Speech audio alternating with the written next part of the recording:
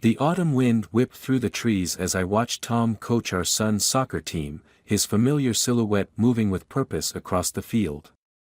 From my spot on the bleachers, everything looked perfect, the way it had for the past 15 years. Our daughter Emma sat beside me, her homework spread across her lap, occasionally glancing up to cheer for her little brother. We were that family, the ones other parents pointed to as an example of having it all figured out. If only they knew how quickly perfection could shatter. The events that would unravel our carefully woven life began on an ordinary Tuesday evening. I was organizing our home office, a task I'd been putting off for months, when I found it, a small plastic case tucked behind Tom's old college textbooks. Inside was a SIM card, unremarkable except for the fact that Tom had upgraded his phone years ago and switched carriers. Something about its presence there, hidden away rather than discarded, made my fingers tremble as I held it. I told myself I was being paranoid. Tom and I had built our life on trust, on open communication, on the kind of partnership that didn't need secrets. He was the man who remembered every anniversary, who still left love notes in my coffee cup, who coached Little League and chaired the PTA. The man who had never given me reason to doubt. But that SIM card felt heavy in my palm, like it carried the weight of unspoken words. It took me 3 days to find an old phone compatible with the card. 3 days of carrying that secret in my pocket, feeling it burn against my thigh during family dinners where Tom regaled us with stories from his day at the architectural firm. 3 days of watching him kiss me goodbye each morning, wondering if his lips held lies I hadn't yet discovered. When I finally managed to power up the phone and access its contents, the world shifted beneath my feet. There, in the gallery, were dozens of photos of a woman I'd never seen before. She was beautiful in an effortless way, with dark curls and eyes that seemed to hold secrets. But it was the child in the photos that made my blood run cold, a boy, maybe 7 or 8, with Tom's distinctive cleft chin and the same cowlick that our son could never quite tame. The timestamps on the photos were recent, within the past year. This wasn't some long-buried past rising to haunt us. This was happening now, parallel to our perfect life, like a shadow existence I hadn't known to look for. I found myself studying the photos with an almost obsessive intensity. The boy playing baseball, did Tom coach his team too? The woman, his mother, smiling at the camera with a familiarity that made my stomach churn. There were no photos of Tom himself, but his presence was evident in every frame, in the angle of the shots, in the intimate moments captured, in the simple fact that these images existed at all. That night, as I lay beside Tom in our bed, listening to his steady breathing, I felt like a stranger in my own life. The man next to me, whose warmth I'd sought comfort in for 15 years, suddenly seemed like a mystery. How many mornings had he kissed me goodbye and gone to see them? How many school events had he rushed through to make time for his other son? How many lies had he told with that same sincere smile that had made me fall in love with him? The next morning, watching Tom make breakfast for our kids, chocolate chip pancakes, their favorite, I saw him in a new light. Every gesture, every word, every casual touch now carried the weight of suspicion. When he hugged Emma and ruffled Jimmy's hair, I wondered if he did the same with the other boy. When he kissed my cheek and told me he'd be working late, I wondered where he was really going. The worst part wasn't the betrayal itself, it was the way it made me question everything I thought I knew. Every memory now needed to be re-examined, every moment of happiness scrutinized for authenticity. Had he been thinking of them during our family vacations? During our anniversary dinners? During those quiet moments when he held me and promised forever? I carried this knowledge like a cancer, feeling it spread through every aspect of our life together. Each time Tom's phone buzzed, each time he mentioned a late meeting, each time he smiled at some private thought, it all fed the growing darkness inside me. I wanted to scream, to throw the SIM card in his face, to demand answers to questions I wasn't sure I could bear to hear answered. But I waited, watching him move through our life with the same easy confidence he'd always had. Because the moment I confronted him, everything would change. The moment I spoke these suspicions aloud, our perfect life would crack open, and I wasn't sure what would emerge from the wreckage.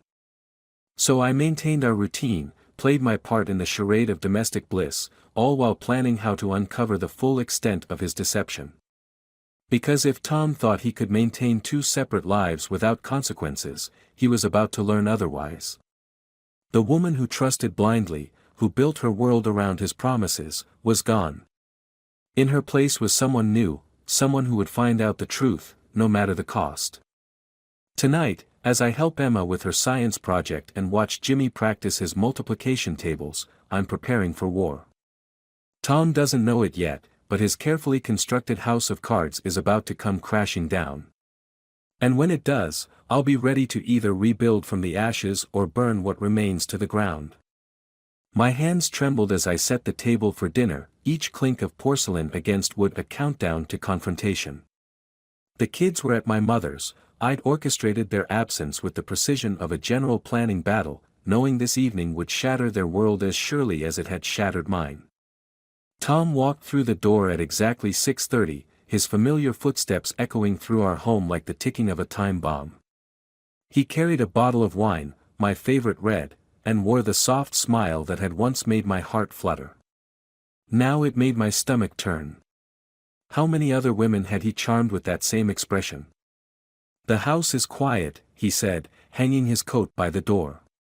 The gesture was so mundane, so domestic, it nearly broke me. "Kids at your mom's?" "They are." My voice sounded foreign to my own ears, too controlled, too calm. Like the surface of a lake moments before a storm. I thought we needed some time alone. His eyes lit up, misreading my intentions, and the knife of betrayal twisted deeper. Even now, he played the role of devoted husband perfectly. I wondered if he practiced in front of mirrors, rehearsing his lines until they felt natural. We sat down to dinner, and I watched him take his first bite of the meal I'd prepared, the same recipe I'd made the night he proposed. The symmetry was deliberate, a calculated cruelty I hadn't known I possessed until this moment. "Tom," I said, my voice steadied despite the earthquake in my chest, "tell me about your son." The fork stopped halfway to his mouth.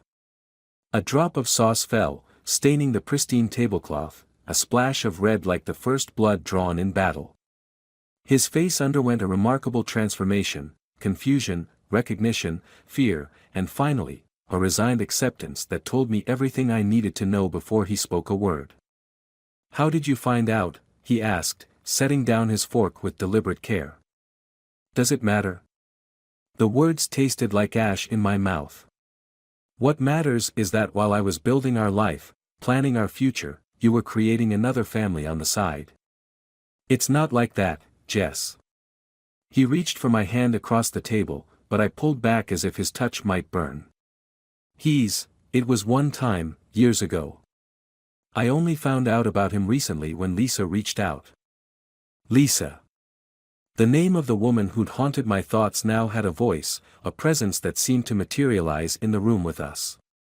"How recently?" 8 months ago. Tom ran his hands through his hair, a nervous gesture I'd once found endearing. "She contacted me through LinkedIn. Said she needed to tell me something important. I never expected. I didn't know, Jess. You have to believe me. 8 months. Each syllable fell like a gavel strike. 8 months of lies. 8 months of sneaking around. 8 months of betraying everything we built together. I was trying to protect you, protect our family," he pleaded, his voice cracking. "He's just a little boy, Jess. My son. I couldn't turn my back on him once I knew." "No," I said, rising from my chair, "you just turned your back on me instead. On our children. On our vows. That's not fair. I'm trying to do the right thing." "The right thing?" Laughter bubbled up, bitter as bile. "The right thing would have been telling me the truth the moment you found out. The right thing would have been including me in this life-altering decision. Instead, you chose to live a double life, thinking I was too stupid or too trusting to notice." "There's nothing going on between Lisa and me," he insisted, but his eyes flickered away, a tell I'd learned to recognize over 15 years of marriage. This is just about Jackson. He deserves to know his father. And what about Jimmy and Emma? Don't they deserve a father who's honest with them? Who's present? Who doesn't disappear for hours with vague excuses about work? The color drained from his face. You've been following me? I didn't have to. The photos on that SIM card told me everything I needed to know. Baseball games, park visits, family dinners, you've been playing house with them while destroying ours. Tom stood, pacing the dining room like a caged animal. I never meant for any of this to happen. Lisa and I, it was one night, 15 years ago. We were both drunk, both hurting.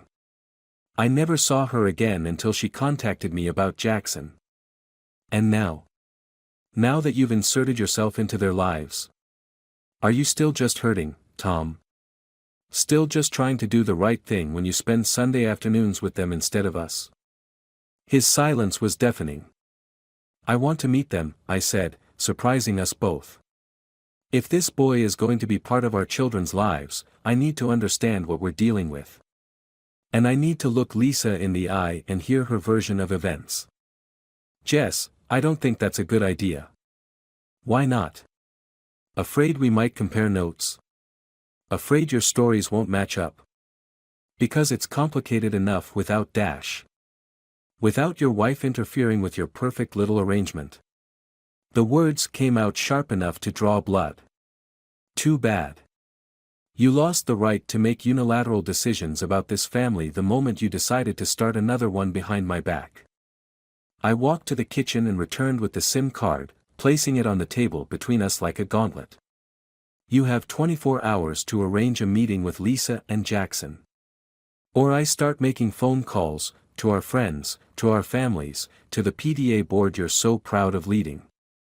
Everyone will know exactly who Tom Davidson really is. He stared at me as if seeing me for the first time, not as his wife, not as the mother of his children, but as an adversary he'd severely underestimated. When did you become so cold? When my husband became a stranger.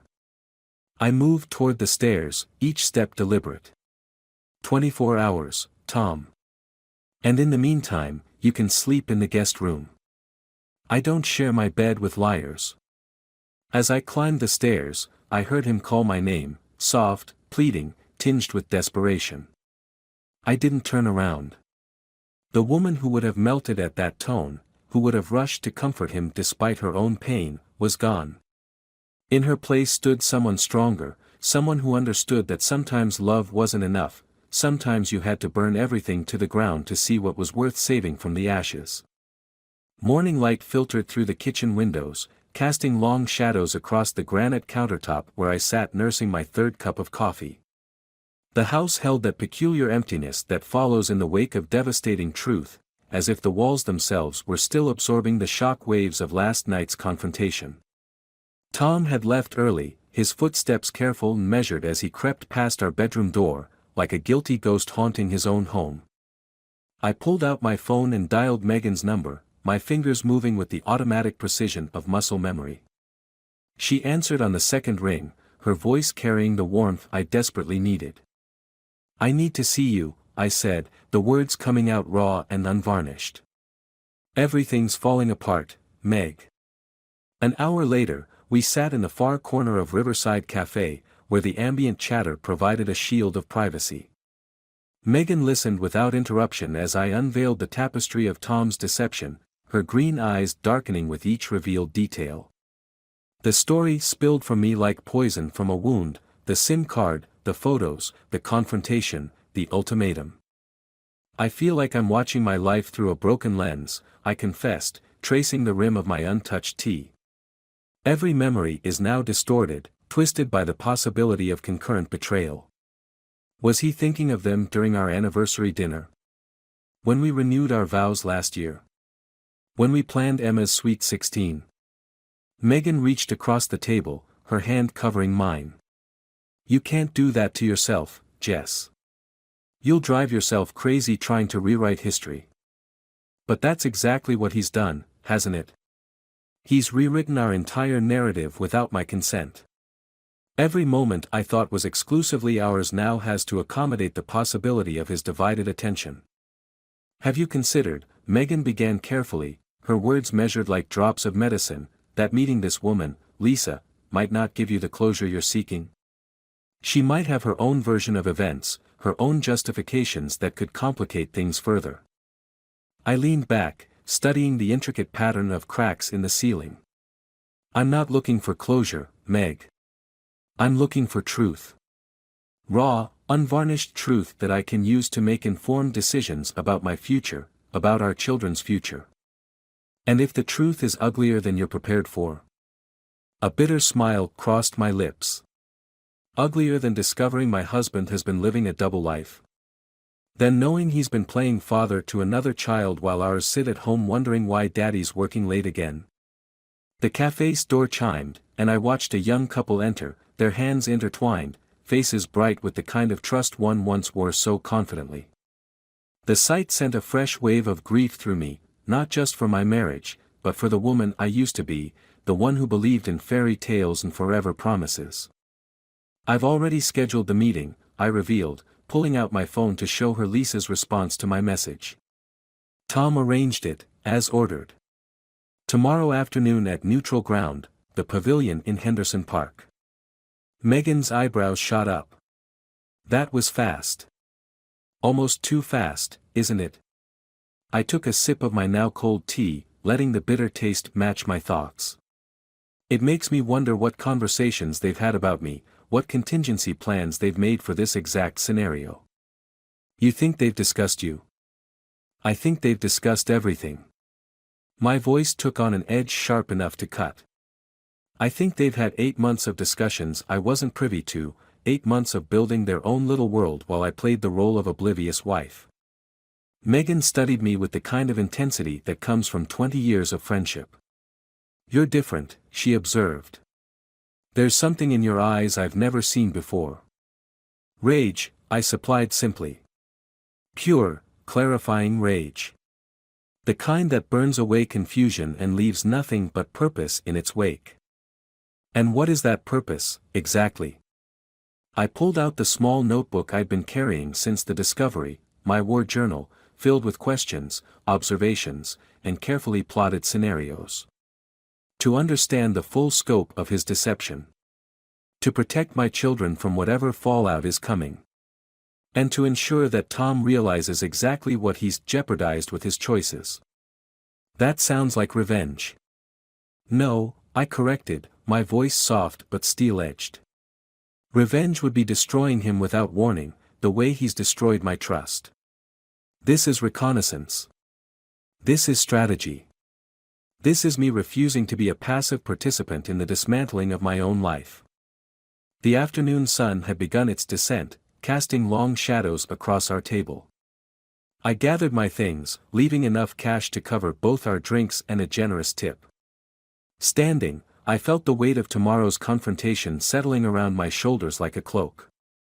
Be careful, Jess, Megan called as I turned to leave. The truth you're seeking might not set you free, it might just give you new chains to break. I paused, looking back at my oldest friend. Then I'll break them too. Because the woman Tom thought he could deceive. She died the moment I found that SIM card. And the woman who rose from those ashes isn't interested in chains, she's interested in justice. As I walked to my car, my phone buzzed with a text from Tom, Lisa's bringing Jackson. Please remember he's just an innocent kid in all this. I didn't respond. Instead, I opened my notebook and added another question to my growing list. How many times had Tom used our children as shields against consequences? How many times had he hidden behind the concept of innocence while actively destroying it? Tomorrow would bring answers, whether I was ready for them or not. And as I drove home to my children, to the life I thought I knew so well, I realized that readiness was irrelevant. The truth, like time, waits for no one. It simply arrives, demanding to be confronted, leaving us to gather whatever strength we can find to face it. Henderson Park stretched before me like a battlefield at dawn, its autumn-painted trees standing sentinel over the coming confrontation. The morning fog clung to the ground in ghostly tendrils, as if nature itself was setting the stage for revelations better left shrouded. I arrived 30 minutes early, claiming territory at the wooden pavilion where my life would further unravel. Each passing minute carved new valleys of anticipation into my consciousness. I watched young mothers pushing strollers along winding paths, their laughter carrying across the morning air like echoes from my own past, a past when I too walked these paths, secure in the fiction of my perfect life. The irony tasted like copper on my tongue. They arrived as a unit, Tom, Lisa, and Jackson, their synchronized steps betraying a familiarity that sent bile rising in my throat. The boy was a mirror image of Jimmy at that age, down to the way he scuffed his shoes against the ground when walking. The sight of him split me in two, one part mother, aching for a child caught in adult chaos, the other part wounded wife, seeing in his features the tangible proof of Tom's betrayal. Lisa was more striking in person than in the photos, carrying herself with a quiet confidence that spoke of someone accustomed to navigating complicated situations. She wore no makeup, no armor of artifice, just a simple sweater and jeans that somehow made my carefully chosen outfit feel like overcompensation. "Jessica," she said, extending her hand with a grace that made me want to slap it away. "Thank you for suggesting this meeting." I took her hand, noting its warmth against my cold fingers. 15 years is a long time to keep a secret, Lisa. I figured we were overdue for a conversation. Tom stood between us, a human buffer zone radiating discomfort. "Jackson, why don't you go play on the swings while we talk?" His voice carried a gentleness I recognized, the same tone he used with our children. The parallel made my skin crawl. As Jackson ran toward the playground, I watched Tom's eyes follow him with naked affection. It was the same look he gave Emma and Jimmy, and something primal in me wanted to scratch it from his face. Instead, I turned to Lisa, wielding my words like precision instruments. "Tell me about these second chances you've been discussing with my husband." Lisa's composure flickered, a momentary crack in her peaceful facade. Tom stepped forward, but I raised my hand, stopping him. "No, I want to hear it from her." "What exactly are you hoping for, Lisa? A ready-made family? A do-over for the past 15 years? "It's not what you think," she began, but I cut through her words like tissue paper. "What I think is that you've spent 8 months choreographing intimate little family scenes while I sat at home, trusting my husband. What I think is that you've been playing the long game, using your son as a bridge to rebuild something that should have stayed buried in the past." "Jess, please," Tom interjected, but the look I gave him froze the words in his throat. "The messages, Tom. I saw them all. The late-night conversations about regret and missed opportunities. The reminiscing about that night 15 years ago.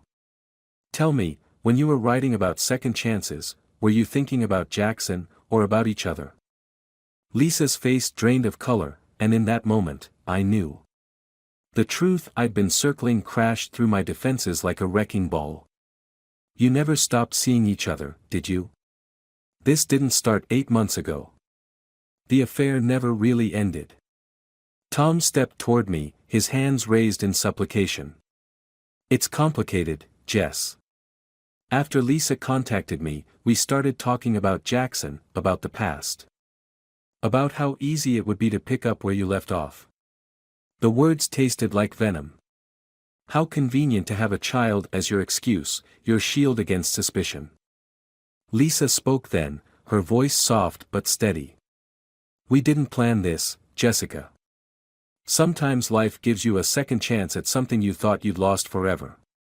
"Life doesn't give second chances," I replied, my voice carrying across the morning air like broken glass. "People take them.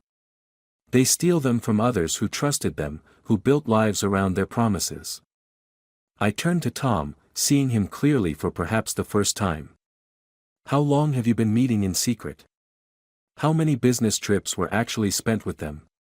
Did you laugh about me, about how perfectly I played my part in your performance? His silence was answer enough. Jackson is my son, he finally said, as if this explained everything, justified everything. And what about Jimmy and Emma? Are they less your children because their existence doesn't facilitate your affair?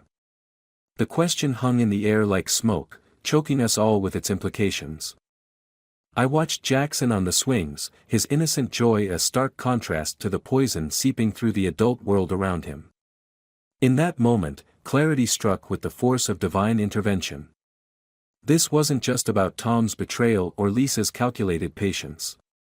This was about power, who held it, who wielded it, who surrendered it. Here's what's going to happen, I said, my voice low and controlled.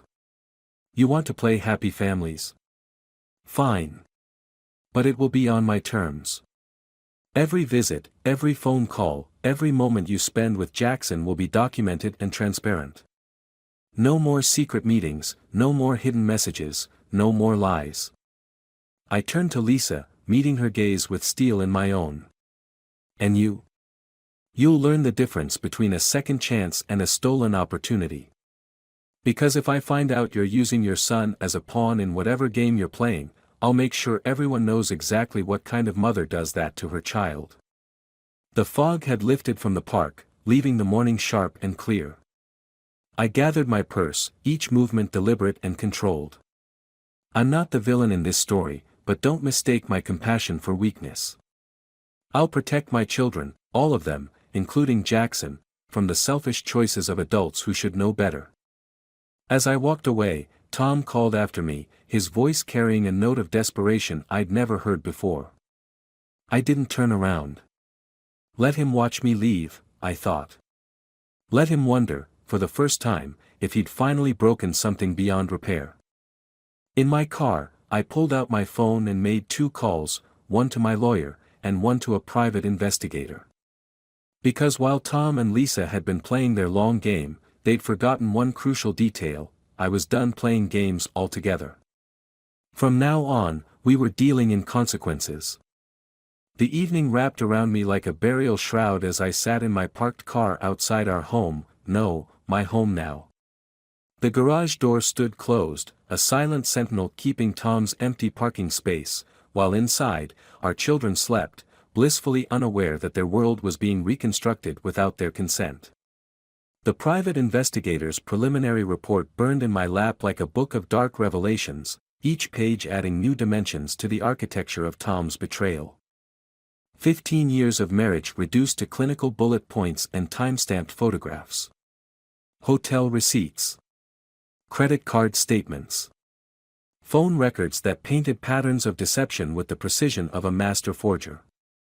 The truth hadn't started 8 months ago with a LinkedIn message. It had never ended. Tom and Lisa's affair had merely gone dormant, like a virus waiting for the right conditions to flourish again. I traced the edge of the manila envelope, remembering the moment at Henderson Park when understanding had crystallized in my bones. The way Lisa had looked at Tom wasn't the gaze of a woman reconnecting with an old flame, it was the comfortable familiarity of an ongoing connection. They had perfected the art of compartmentalization, building separate lives around a core of shared secrets. My phone buzzed with a text from Megan, "Have you told the kids yet?" The question pierced me like a blade between ribs.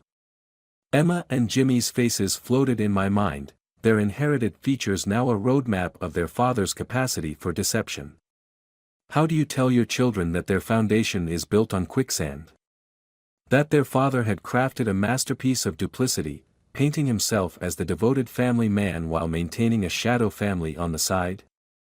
The garage door hummed to life, and Tom's car pulled in beside mine. I watched through my windshield as he sat there, his silhouette outlined by the harsh fluorescent lighting. For a moment, we existed in parallel universes, each in our separate vehicles, separated by mere feet and measureless betrayal. My phone lit up again, this time with an email from my lawyer. The subject line read, "Strategy Options, Confidential."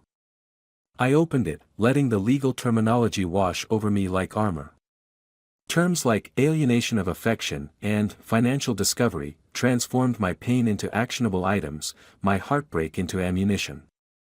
The car door beside me opened, and Tom's presence invaded my space like smoke.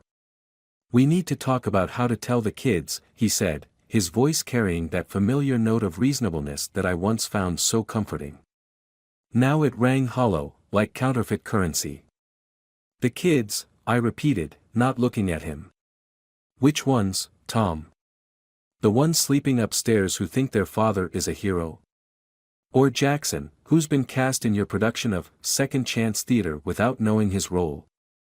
That's not fair." Fair? The word tasted like ashes. "Let's talk about fair, Tom. Let's talk about the vacation fund you've been dipping into for hotel rooms with Lisa. Let's discuss the business trips to Chicago that coincidentally aligned with her consulting work there. Shall we examine your definition of fairness?" He recoiled as if struck. "You had me investigated." "No, I had the truth investigated. There's a difference." I finally turned to face him, watching realization dawn in his eyes. "Though I suppose truth is a fluid concept for you, isn't it? Something to be shaped and molded to fit whatever narrative you're selling at the moment." "I never meant to get caught," I supplied, my voice carrying the sharp edge of newly forged steel. "To have your carefully constructed houses of cards collapse into each other. To face consequences for treating your vows like suggested guidelines rather than sacred promises." The garage felt too small suddenly, too confined to contain the magnitude of this moment. I stepped out of the car, my heels clicking against concrete with metronome precision. Each step marked the rhythm of my transformation, from victim to architect of justice. "Tomorrow morning, we're meeting with the children's therapist," I announced, my tone brooking no argument. "She'll help us navigate this conversation with Emma and Jimmy. You will not speak to them about this beforehand. You will not attempt to spin this into another one of your convenient narratives. And you will not, under any circumstances, bring up Jackson until the therapist indicates it's appropriate." "You're trying to control the situation," he accused, desperation creeping into his voice. "No, Tom. I'm trying to protect our children from the chaos you've created. There's a difference." I moved toward the door leading into the house, then paused. "Oh, and I've scheduled a forensic accountant to review our finances. Every penny you've spent cultivating your other life will be documented and accounted for." "This isn't what I wanted," he called after me, his words echoing in the confined space. I turned back one final time, seeing not my husband of 15 years but a stranger wearing his face. "What you wanted stopped mattering the moment you decided to build a life on lies. Now we deal with what is, and what is, Tom, is a reckoning." Inside, I climbed the stairs to check on our sleeping children. Emma's door was ajar, soft lamplight spilling into the hallway as she studied late into the night, dedicated, focused, honest in a way her father had forgotten how to be. Jimmy's gentle snores drifted from his room, his baseball gear scattered across the floor, each item a reminder of the father-son moments Tom had duplicated with Jackson. Standing in the hallway between their rooms, I felt the full weight of what lay ahead, the tears, the questions, the inevitable shattering of their innocent worldview. But I also felt something else rising within me, a fierce, protective strength born from the ashes of blind trust. I pulled out my phone one last time, typing a message to my lawyer: "Proceed with all recommended actions. No settlements. No compromises. Full disclosure. Because some things, once broken, can't be repaired. They can only be rebuilt from scratch, stronger and wiser for having known destruction." Dawn painted the sky in shades of rebirth as I stood in our master bedroom, methodically removing Tom's presence from the space we once shared. Each shirt I placed in boxes carried the weight of memories now tainted: the blue Oxford he wore to Emma's piano recital, the cashmere sweater from our last Christmas together, the tie from Jimmy's baptism. The fabric of our life together, now unraveling thread by deliberate thread. The children's therapy session had gone as well as could be expected.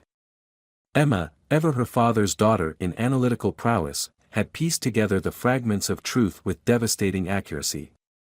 Jimmy had retreated into a silence so profound it echoed through the house like a scream. Their pain carved new valleys into my heart, but their resilience, their raw, unstoppable capacity to face truth and still stand, filled me with a fierce pride that bordered on savage. The doorbell rang, its chime reverberating through the house like a death knell. I descended the stairs with measured steps, each one carrying me closer to the moment I'd orchestrated.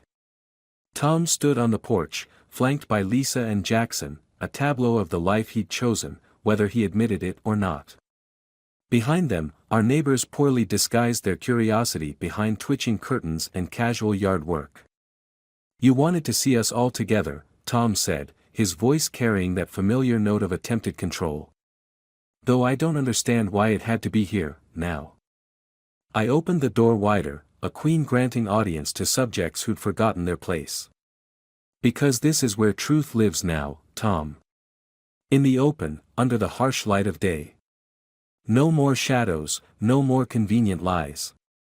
They filed into the living room, the room where we'd celebrated birthdays, opened Christmas presents, built a life I thought was unshakable. Lisa's eyes darted around, taking in the family photos that chronicled a happiness she'd helped undermine. Jackson stood awkwardly between them, a living bridge in a war he never asked to join.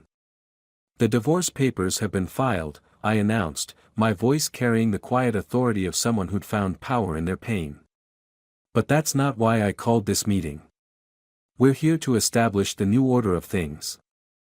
I withdrew a thick folder from my desk, weeks of investigation, legal consultation, and strategic planning condensed into clinical documentation. "Every affair has its paper trail, Tom.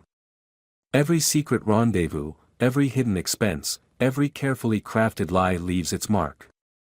The forensic accountant was particularly thorough. The color drained from his face as I laid out photographs, receipts, phone records, the archaeology of betrayal laid bare on our coffee table.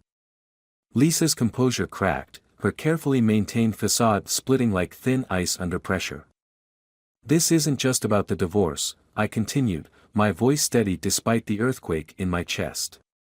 "This is about reconstructing reality on terms that serve truth rather than convenience. Jackson deserves to know his siblings.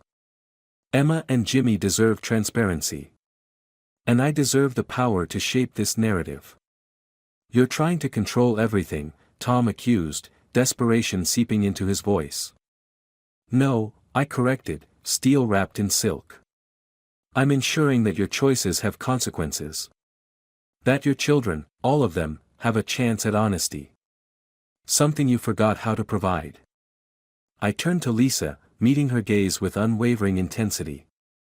"You wanted a second chance. Here it is, but not the one you imagined.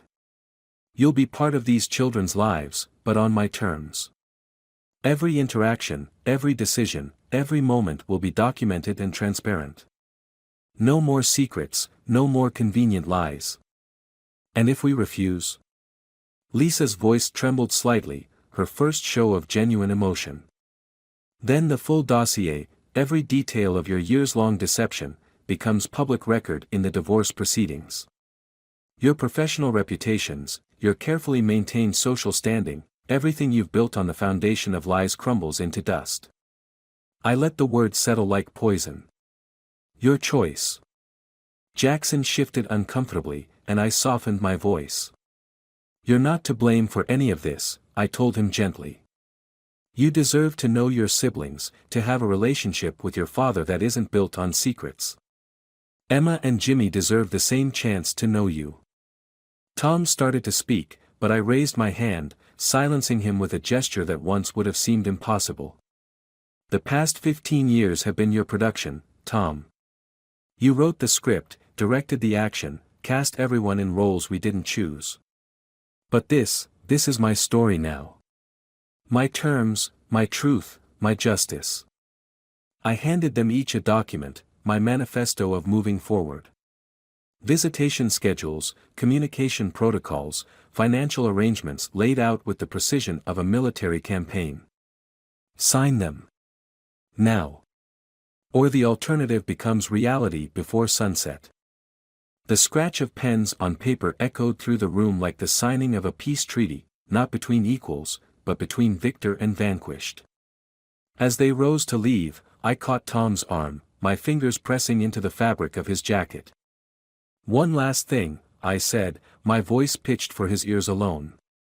"Every time you look at me across a school event, every time we're forced to share space at our children's milestones, remember this moment. Remember that you didn't just lose a wife, you lost the privilege of being the hero in your own story." After they left, I stood in the doorway watching the sun cast long shadows across our lawn. Emma appeared beside me, her young face carrying wisdom far beyond her years. "Are you okay, Mom?" I pulled her close, breathing in the scent of her hair, the fragrance of innocence touched by understanding. "I'm something better than okay, sweetheart. I'm awake." That night, as I lay in bed listening to the sounds of my children sleeping, I felt the last pieces of my old self fall away like autumn leaves. The woman who had lived for others, who had built her world around someone else's truth, was gone. In her place stood someone stronger, someone who understood that sometimes the greatest act of love is refusing to accept anything less than absolute truth, no matter the cost.